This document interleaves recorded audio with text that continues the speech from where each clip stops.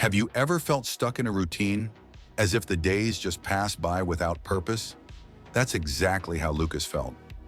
One afternoon, while exploring the dusty attic of his grandmother's house, he stumbled upon something curious, an antique clock with its hands frozen at exactly 3:15. But what truly caught his attention was a faded note beside it that read, "When time stops, answers appear." Intrigued, he picked up the clock and took it downstairs, unaware of the profound impact this object would have on his life. Unable to get the clock out of his mind, Lucas brought it to an old watchmaker in town, known as Mr. Domingos. The elderly man, with calloused hands and a penetrating gaze, carefully examined the clock. "This clock holds more than gears," he said, handing it back to Lucas. "Don't try to fix it. Just observe it. It will teach you more than you imagine." Intrigued, Lucas decided to follow the old man's advice. In the days that followed, Lucas noticed something strange. One night, as he reflected on his life, the clock began to work, but in a peculiar way. Its hands moved backward. He watched in disbelief as scenes from his own life reflected in the clock's glass.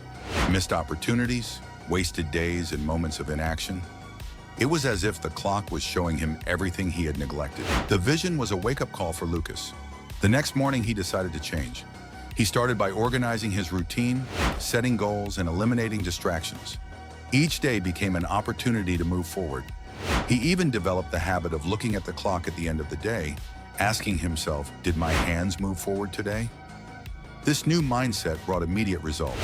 Weeks turned into months, and Lucas began to stand out. He opened a small business and earned the respect of his community.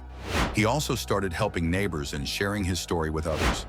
His dedication and discipline inspired those around him. One morning, while reflecting on his achievements, Lucas noticed that the clock had stopped again, this time at 9:17. But unlike the first time, he didn't feel anxious.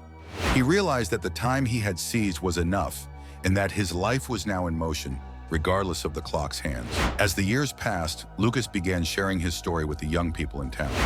He encouraged them not to wait for a broken clock to act. "The time is now," he would say. The town thrived, and Lucas's story became a legacy of motivation for everyone who knew him.